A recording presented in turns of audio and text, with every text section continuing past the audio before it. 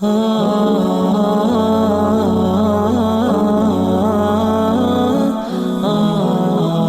bab 24 masalah doa setelah tasyahud akhir. Ini tentu cukup banyak ya, tapi kita akan baca beberapa, mungkin ini kita bagi menjadi dua pertemuan ya. Insya Allah tentang doa yang dibaca setelah tasyahud akhir sebelum salam. Ya. Jadi tadi ada tasyahud, ada salawat, terus kita baca doa. Doanya itu kalau Anda hitung ada satu yang disebutkan oleh beliau, 1, 2, 3, 4, 5, 6, 7, 8, 9, 10, 11 doa. Yang dinukil oleh beliau, yang dibaca sebelum salam. Sekali lagi, sebelum salam. Doa pertama yang dianjurkan setelah innaka hamidum majid, Anda baca salawat untuk Nabi Muhammad SAW. Anda membaca yang dinukil dari riwayat Bukhari dan juga Muslim. Ya, dan ini lafadznya Imam Muslim. Yaitu, Allahumma inni a'udzubika min azabil qabri. Wa min azabi jahannam. Wa min fitnatil mahya wal mamat. Wa min syarri fitnatil masihid dajjal. Ya Allah, sesungguhnya aku berlindung kepadamu dari siksa kubur, siksa neraka jahanam, fitnah kehidupan dan kematian, dan dari keburukan fitnah al-masihid dajjal. Kita rincikan ini. Yang pertama, Allahumma inni a'udzubika min adzabil qabr. Ya Allah, aku berlindung kepadamu dari siksa kubur. Ini jelas hadis sahih ini ya, mengithbatkan buat kita atau memastikan kepada kita kalau ada siksa kubur. Dan kuburan sebagaimana dalam hadis-hadis yang lain disebutkan bisa menjadi taman dari taman surga karena kesolehan orang yang meninggal, dan semoga insya Allah kita termasuk ini. Atau bisa menjadi lubang dari lubang neraka, na'udzubillah, kalau orang itu kafir ataupun orang itu meninggal dalam kondisi fasik, muslim tapi banyak dosanya, tidak sempat taubat. Semoga Allah selamatkan kita ini. Nah, dalam riwayat lain disebutkan Nabi SAW memastikan masalah itu. Ya. Pada saat beliau melewati sebuah kuburan, lalu beliau mengatakan sesungguhnya kuburan-kuburan dipenuhi dengan kegelapan. Dan dia diterangi dengan membaca salawat kepadaku sallallahu alaihi wasallam. Kemudian juga beliau pernah menjelaskan dalam sebuah hadis kalau roh seorang mukmin keluar dari jasadnya akan keluar, maka akan datang 3 malaikat, 2 malaikat kasih sayang di kiri kanannya membawa kain kafan dari surga, 1 malaikat maut di ubun-ubun kepalanya yang akan ya, mengatakan hai jiwa yang baik keluarlah kepada pengampunan dan rahmat Tuhanmu. Lalu belum sesaat dia keluar langsung dibungkus dengan kain kafan oleh malaikat rahmat di sebelahnya, sebelah kanannya. Kemudian membawanya naik ke langit dan semua malaikat berharap roh itu lewat di sisi mereka karena mengeluarkan bau lebih wangi dari bau kasturi. Semoga kita termasuk insya Allah ini. Kemudian malaikat-malaikat ini bertanya pada malaikat yang membawanya, siapa ini? Siapa roh ini? Sungguh mulia roh ini. Kata malaikat rahmat yang membawanya, ini adalah Fulan bin Fulan, disebutkan namanya yang paling mulia di dunia, yang paling baik. Kemudian terdengar suara dari langit, Allah Subhanahu wa taala mengatakan, catatkan hambaku ini termasuk penghuni surga karena dia termasuk orang-orang saleh, dan kembalikan dari dunia, di sana saya ciptakan, di sana pula saya akan bangkitkan. Maka diantar ruhnya bersama dengan jenazahnya, diantar oleh kerabatnya. Kata Nabi SAW, 3 langkah pengantarnya pulang, dia masih bisa meninggalkan langkahnya. Setelah 3 langkah sudah nggak bisa lagi. Kemudian datang malaikat mendudukkan dia, ya, mungkar nakir di kuburan, lalu menanyakan kepada dia siapa Tuhanmu, siapa Nabimu, apa kitabmu. Kalau dia orang beriman, dia akan jawab dengan mudah, kata Nabi SAW. Lalu Nabi SAW membacakan firman Allah Subhanahu Wa Taala, A'udzu billahi minasyaitonir rajim, yutsabbitullahu alladziina aamanu bil qawli tsabiti fil hayatid dunya wa fil akhirah. Allah akan menetapkan jawaban di lisan orang-orang beriman di kehidupan dunia maupun di akhirat. Makna kehidupan dunia adalah kalau dia sedang belajar, kalau dia sedang ditanya tentang kenapa kamu sholat, kenapa kamu puasa, kenapa kamu zakat, kenapa kamu haji, kenapa kamu umroh, kenapa bakti sama orang tua. Dia punya jawabannya, karena Allah turunkan wahyu. Di akhirat maksudnya di kuburan, pertanyaan para malaikat. Di dunia wal akhirah gitu. Maka di sini teman-teman sekalian, kata Nabi SAW, dia akan jawab lalu dibukakan pintu neraka baginya, dia ketakutan, lihat api panasnya api neraka. Lalu malaikat mengatakan, lihat dari apa Allah selamatkan dirimu. Ditutup lalu dibuka pintu surga. Setelah dibuka, tercium baunya, bau wanginya, segala macam. Dia kagum, malaikat mengatakan ini tempat kau sekarang. Maka si mayit pun berdoa kepada Allah SWT, ya Allah cepatkan waktu karena aku ingin masuk ke dalam surgaku. Lalu datang ke sebelahnya orang yang tampan, orang yang wangi. Dia kagum dengan orang tersebut. Si mayit ini kagum. Sampai dia mengatakan, siapa kau ini? Maka orang itu mengatakan, aku adalah amal solehmu. Sholat Bapak Ibu sekalian, zikir.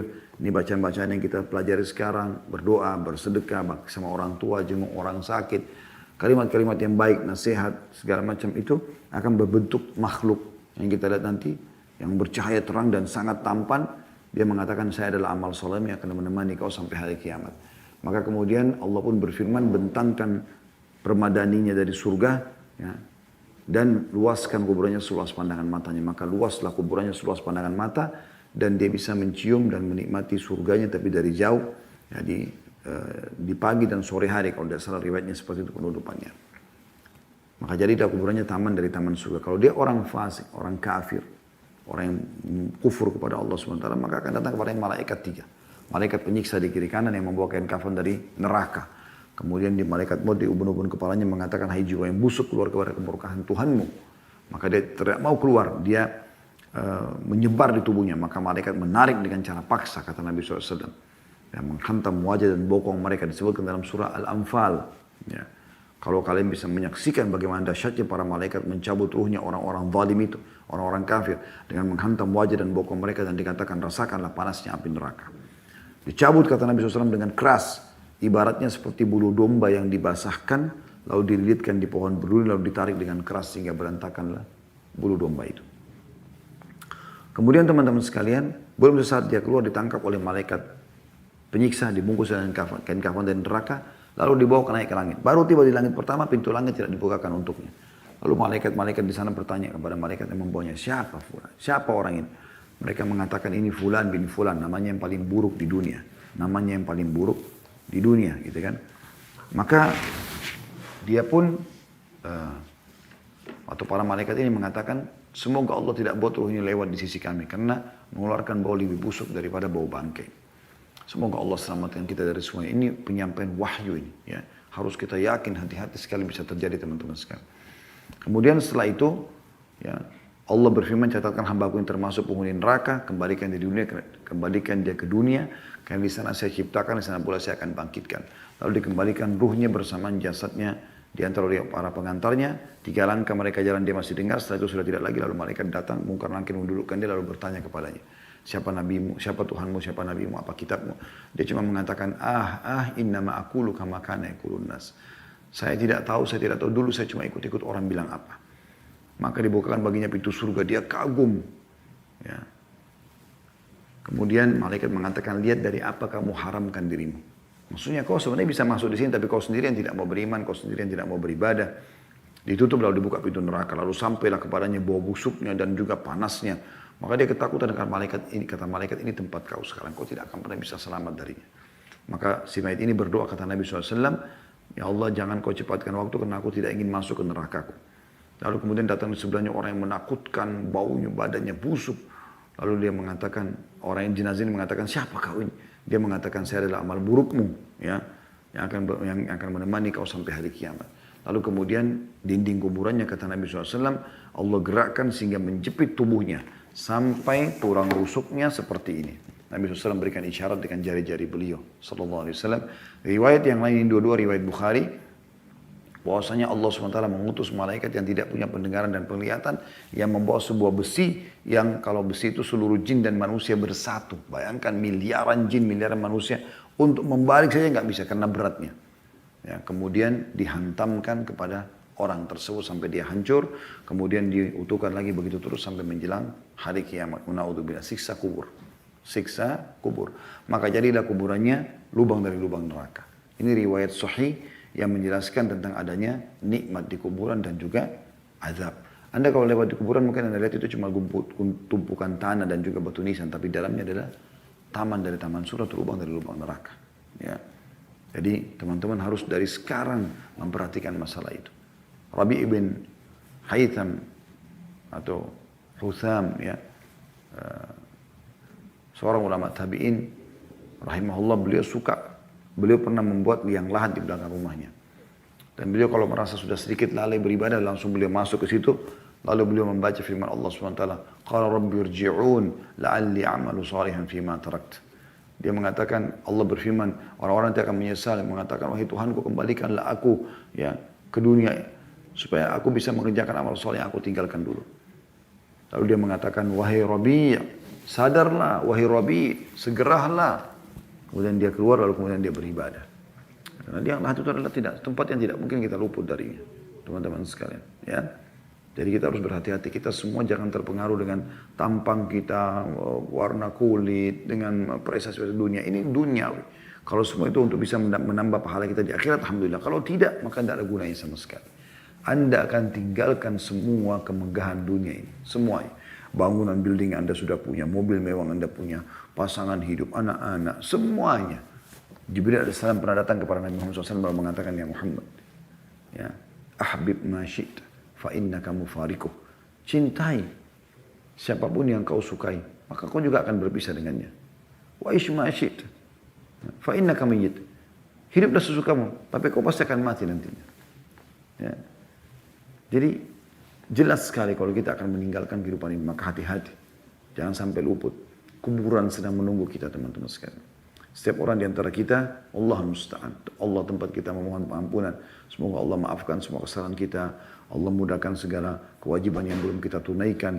Dan Allah melipat gandakan dan menerima seluruh amal-amal saleh yang kita kerjakan. Karena memang kita sekarang tiap hari ini sedang menuju ke sana. Tinggal menunggu siapa di antara kita lebih dulu meninggal. Dan itu hitungan detik. Tidak bisa kita hitung. Tidak bisa kita nyangka. Ini maka harus hati-hati. Kuburan ini, teman-teman sekalian, nyata ada. Dan Allah subhanahu wa ta'ala juga sudah mengatakan dalam Al-Quran, Alhaakumut takathur hatta zurtumul maqabir. Kalian terus-menerus mengejar keindahan dunia sampai kalian mendatangi kuburan. Sampai kalian mati. Ya. Kalla sawfa ta'lamun, thumma kalla sawfa ta'lamun. Kalian pasti akan menyaksikan itu sendiri. Kalian pasti akan menyaksikan dan merasakan itu. Tidak mungkin tidak. Hati-hati. Jadikan bahan muhasabah teman-teman sekalian. Bayangkan sekarang kalau kita meninggal. Kalau Anda mau tahu Anda ini akan selamat atau tidak, saya pernah kasih contoh itu, saya ingatkan kembali. Kalau sekarang saya meninggal, kira-kira menurut pandangan kita pribadi, kita orang baik atau orang buruk? Kita sudah orang soleh atau belum? Kita ini ahli maksiat atau orang yang taat? Kita akan tahu nanti. Kalau kita orang yang patuh kepada Allah SWT, azan, sholat, zikir selalu dijaga, baca Al-Quran, bersedekah, semua amal soleh kita kerjakan, yakin, sangka baik dengan Allah Subhanahu Wa Taala. Bagaimana Anda yakin Anda akan bisa menerima gaji dari atasan Anda atau pemilik perusahaan di tempat Anda kerja? Ya, pada itu manusia, bagaimana Anda tidak yakin dengan Allah SWT akan memberikan? Salah satu bentuk keimanan seseorang, dia harus yakin kalau dia sudah memenuhi semua syarat yang Allah berikan, Allah itu la yukhliful mi'ad, tidak akan pernah pungkiri janjinya. Wa man asdaqu minallahi qila, dalam ayat yang lain. Tidak, siapa yang lebih jujur daripada Allah dalam ucapan. Maka ini pasti diterima oleh Allah SWT.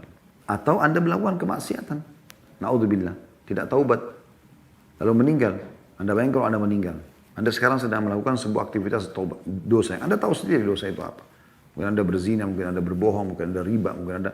Lalu Anda biarkan saja, Anda tidak berusaha bertaubat. Ya. Lalu Anda meninggal dunia, maka itu pasti dihukum. Pasti dihukum, tidak mungkin. Anda di perusahaan aja kalau buat salah dikasih SP, tidak mau dengar ya sudah di PHK. Atau bahkan dipenjarakan, dilaporkan sebagai bentuk kriminal. Gitu kan. Seperti itu kurang lebih. Hati-hati teman-teman. Ini bukan cuma sekedar doa kita ucapkan, tapi kita renungi semua itu. Utsman bin Affan radhiyallahu anhu pernah pingsan. Mungkin sampai 3 kali. Pingsan, dibangunkan, pingsan lagi.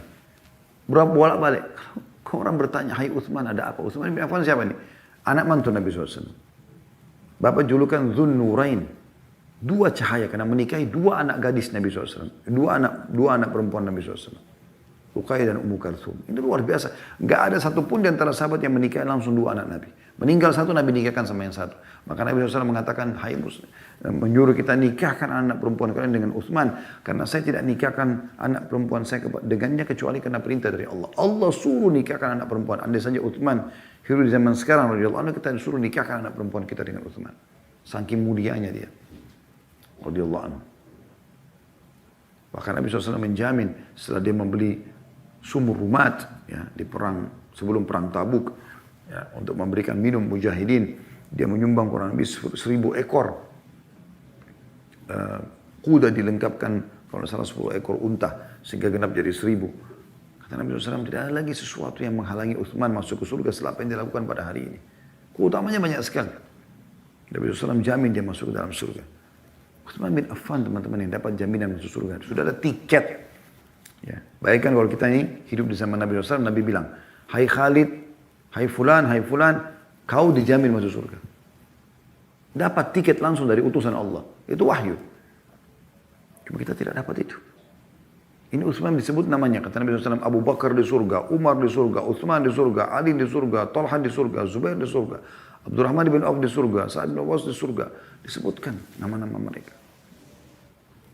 Utsman bin Affan pernah baca ayat tentang kuburan teman-teman sekalian. Udah pingsan. Ditanya oleh orang, hai Utsman, ada apa dengan anda? Kata Utsman, saya baca ayat tentang kubur, maka saya ketakutan. Kata orang sekitarnya, apakah anda takut? Wa anta. Maksudnya kau ini siapa? Mereka tahu betul kedudukan Utsman dapat jaminan surga segala macam sebagaimana sudah kita sebutkan tadi.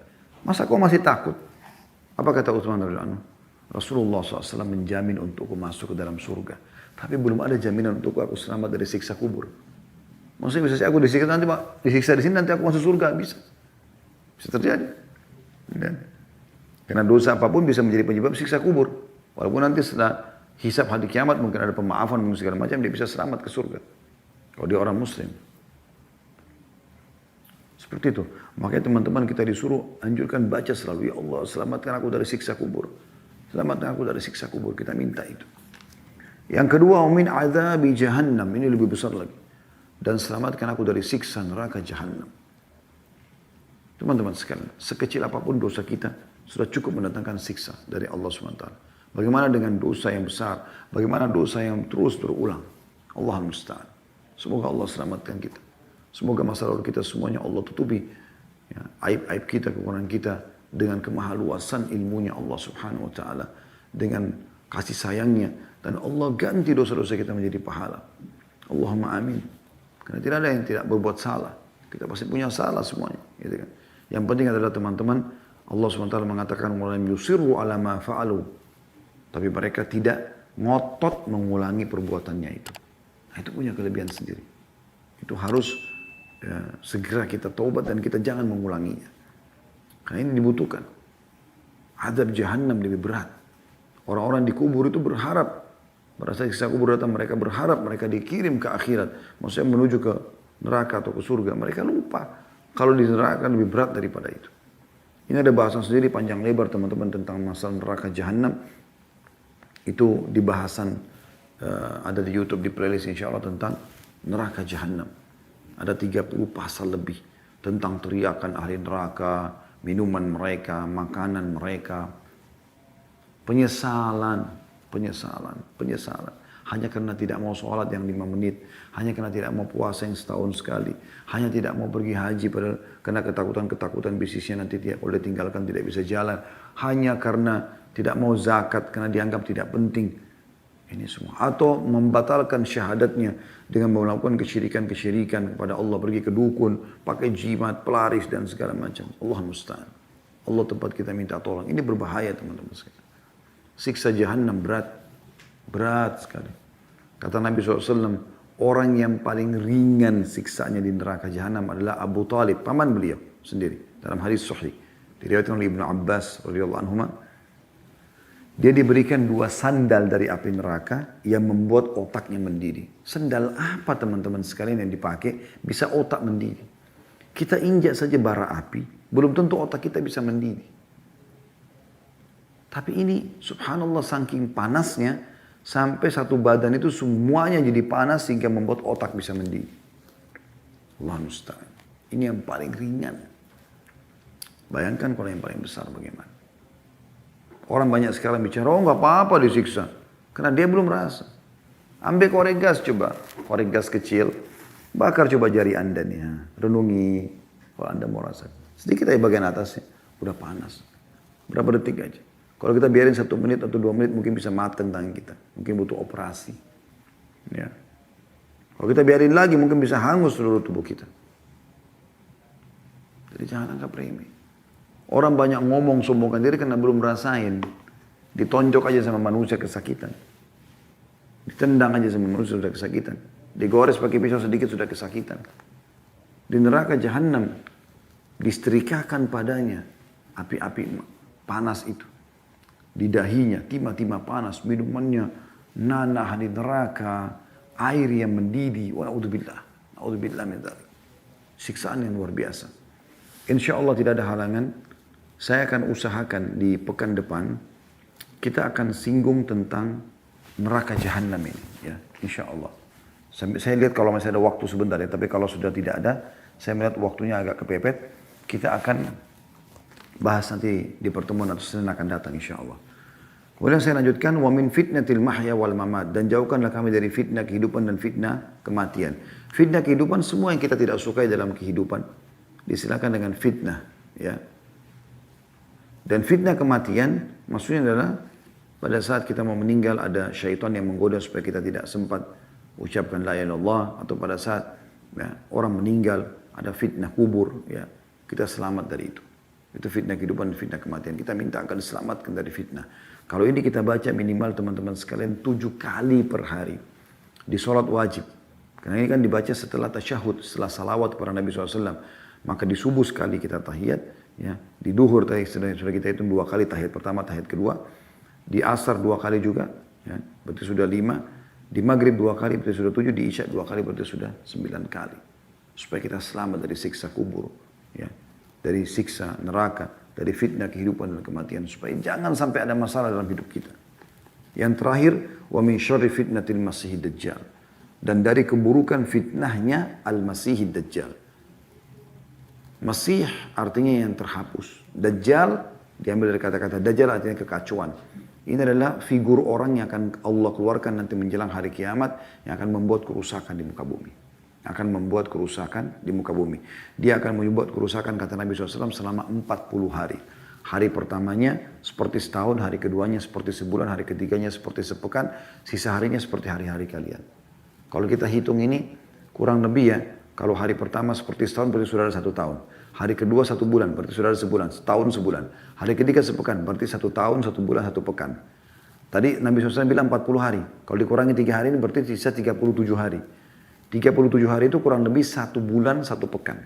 Kalau kita gabungin semua, berarti 1 tahun, 2 bulan, 2 pekan. Kata Nabi SAW, dia akan mengelilingi, tidak ada tempat di muka bumi ini kecuali dia akan lewatin. Ya, jadi tidak boleh masuk cuma Mekah sama Madinah. Riwayat lain juga wilayah Aqsa. Tapi yang paling kuat riwayat adalah masalah Mekah Madinah dia tidak bisa masuki. Dia akan keliling membuat kerusakan, mengaku sebagai Tuhan. Ya. Kata Nabi SAW, dia akan datang ke satu wilayah, kemudian pemimpin wilayah itu akan didatangi oleh Dajjal. Dajjal mengatakan, aku adalah Tuhanmu. Dia mengatakan, kau manusia biasa seperti saya. Karena memang Dajjal manusia biasa. Kata Dajjal, bagaimana kalau saya hidupkan kedua orang tuamu? Kata orang tersebut, kalau kau hidupkan kedua orang tua saya, berarti kau memang Tuhan. Maka kata Dajjal, kumpulkan orang-orang di sini dan tunjukkan mana kuburannya. Ditunjukkan. Kata Dajjal, keluarlah. Maka keluarlah kedua orang tua orang tersebut, pemimpin wilayah tersebut, lalu mengatakan, hai anakku, ini adalah Tuhanmu, ikutilah dia. Tapi ingat teman-teman, dalam baca hadis jangan setengah-setengah, baca sampai tuntas. Kata Nabi SAW, dan yang keluar dari kuburan itu adalah kedua syaitan yang menjelma untuk mendukung Dajjal. Jadi bukan kedua orang tua itu. Maka orang itu tersebut dengan seluruh wilayahnya mengikuti Dajjal dan mengaku Dajjal sebagai Tuhan. Ini fitnah yang sangat besar. Sampai kata Nabi SAW, kalau kalian dengarkan Dajjal keluar dari sebuah tempat, maka larilah, selamatkanlah diri kalian. Jangan kalian mengatakan imanku kuat, maka ternyata dia jadi pengikutnya. Dia jadi pengikutnya. Berat cobaannya. Maka kita minta diselamatkan dari fitnah Dajjal. Kata Nabi Muhammad SAW, tidak ada satupun Nabi kecuali mengingatkan tentang bahayanya Dajjal. Jadi ini penting sekali teman-teman sekalian untuk digaris bawahi ya. Kemudian saya akan tutup dengan doa yang kedua karena ini mirip. Allahumma inni a'udzubika min adzabil qabr. Ini sama tadi, ya Allah selamatkan aku dari siksa kubur. Wa a'udzubika min fitnatil masih dajjal. Nah, di sini di lafaz pertama Dajjal di akhir, di sini Dajjal yang kedua. Langsung setelah azab kubur langsung minta, ya Allah selamatkan aku dari fitnah ad-Dajjal. Tadi orang yang buat kerusakan di muka bumi ya. Wa'udzubika min fitnatil mahya wal mamat. Ini tetap di posisi di urutan 3. Dan ya Allah, aku berlindung kepadamu dari fitnah kehidupan dan kematian. Allahumma inni a'udzubika minal ma'thami wal maghram. Nah, ini tambahannya. Ya Allah, aku mohon kepadamu agar engkau menyelamatkan aku dari dosa-dosa dan terlilit utang. Nah ini teman-teman sekalian 7 kali kita minta sehari. Kalau sholat wajib, belum sholat sunnahnya ya. Maaf 9 kali tadi. Berarti teman-teman sekalian, kita minta agar selama kita sholat antara subuh ke duhur, kita selamat dari dosa dan utang. Duhur ke asar, selamat dari dosa dan utang. Asar ke maghrib, selamat dari dosa dan utang. Maghrib ke isya, selamat dari dosa. Isya ke subuh, selamat dari dosa dan utang. Kira-kira dari mana kita bisa utang dan kita buat dosa kalau seperti ini? Karena kita selalu baca. Wa'udzubika minal ma'thami wal maghram. Ya Allah, jauhkan aku dari segala jenis dosa dan juga hutang atau terlilit utang. Dan ini sebuah keutamaan yang luar biasa. Ya. Dosa itu penghancur kehidupan. Dosa itu racun dalam kehidupan. Seseorang harus segera menjauhinya. Lihat dari jauh langsung lari. Dosa untuk dipelajari dan dijauhi, bukan untuk dicoba. Sementara amal soleh dipelajari untuk diikuti tentunya. Sementara utang adalah sebuah bab bahasan sendiri. Ada keutamaan orang yang mengutangkan orang lain. Sebagaimana hadis Nabi SAW, siapa yang mengutangkan orang lain, maka dia akan mendapatkan serupa atau senilai dengan apa yang dia utangkan itu selama belum jatuh tempo. Misal Anda utangkan 10 juta, Anda seperti bersedekah setiap hari 10 juta sampai orang itu bayar. Jatuh temponya maksudnya. Misalnya jatuh tempo sebulan, 2 bulan gitu kan. Nah kalau sudah lewat dari masa jatuh tempo lalu Anda berikan tenggang waktu, kata Nabi SAW, seperti dia bersedekah double daripada apa yang uang dia pinjamkan itu. Jadi kalau misalnya Anda pinjamkan uang 10 juta, di bulan pertama 30 hari spare waktunya, itu seperti Anda sedekah setiap hari 10 juta. Berarti Anda punya 300 juta investasi, 10 juta saja tadi. Bulan kedua 30 hari lagi misalnya. Ternyata dia belum bayar di bulan pertama, Anda beri dia tenggang waktu, 30 hari lagi. Di sini di bulan kedua Anda seperti sedekah setiap hari 20 juta. Berarti di sini ada 600 juta, di sini ada 300 juta. 2 bulan saja sudah seperti 900 juta pahala kita bersedekah. Hanya dengan investasi 10 juta. Kenapa Anda tidak mau utangkan orang lain? Itu ibadah. Bagi teman-teman yang mampu, utangkan. Bantu saudara kaum muslimin. Dan kata Nabi SAW, siapa yang mengutangkan orang lain, atau memberikan tenggang waktu, atau memaafkannya pada saat dia tahu orang yang tidak mampu, maka dia akan mendapat naungan Allah di hari kiamat. Tidak ada naungan kecuali naungan Allah. Sa'ad bin Ubadah radhiyallahu anhu khusus di atas rumahnya teriak-teriak, zaman dulu belum ada medsos. Siapa yang butuh utang silakan datang, utang. Diutangkan sama dia. Begitu tiba jatuh tempo waktunya, mereka datang mau bayar, kata dia, kami tidak akan menerima apa yang sudah kami keluarkan, kami sudah halalkan. Jadi dia dapat pahala mengutangkan orang, dapat pahala juga memaafkan utang itu. Begitu luar biasa mereka mengejar pahala. Ya, itu kalau orang memberikan utang. Tentu banyak sekali keutamanya. Anda bisa ketik di Google tentang keutamaan mengutangkan orang, akan keluar banyak sekali dalilnya. Kalau orang yang utang, ini ada rincian. Anda utang harus ada maksud dan tujuan. Kalau Anda butuh betul-betul dengan niat ingin membayarnya, sebagaimana sabda Nabi SAW, siapa yang utang niat ingin membayar, Allah akan mudahkan dia membayarnya. Gitu kan? Kalau dia tidak niat ingin membayarnya, maka Allah akan persulit dia membayarnya. Gitu kan? Maka kalau Anda butuh, betul-betul harus utang, dan Anda niat membayar, maka insya Allah Allah permudah. Tapi kalau Anda sudah kaya raya, kalau Anda sengaja berutang-utang, tanpa ada alasan jelas gitu. Hanya karena hawa nafsu. Ya. Hanya untuk pergi, seperti sekarang mohon maaf, pergi rekreasi sama keluarga, keluar kota karena liburan. Lalu kemudian pakai kartu kreditnya, lalu kemudian dibayarkan oleh perbankan. Kenapa? Kenapa nggak pakai uang Anda sendiri? Kecuali Anda mungkin secara solusi yang lain adalah Anda letakkan uang yang banyak di saldo di kartu kredit itu, Anda taruh banyak uang di situ, ya, yang kira-kira Anda nanti tidak kena bunganya lalu dipakai, uang itu yang dipakai bayar, mungkin. Karena di beberapa negara Anda tidak bisa, kecuali harus pakai kartu kredit atau beberapa transaksi, mungkin itu solusinya. Tapi kalau tidak darurat ya tidak usah, gitu kan? Tidak usah. Anda nggak perlu pakai begitu, Anda pakai uang Anda cash, itu lebih baik. Ada orang subhanallah semuanya, odolnya, sikat giginya, sabunnya, samponya, handuknya, pakaian dalamnya, makanan, semua garam, tempe, daging, semuanya riba. Semuanya dari uang, naudzubillah, yang haram. Dia gesek, bukan debit ya, tapi dia kartu kredit yang dibayarkan oleh bank, nanti dia bayar. Kenapa harus dibayarkan oleh bank dulu? Nggak boleh, hati-hati.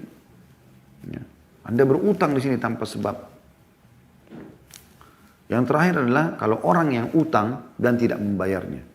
Kata Nabi SAW, demi zat jiwa Muhammad dalam genggamannya, maksud demi Allah.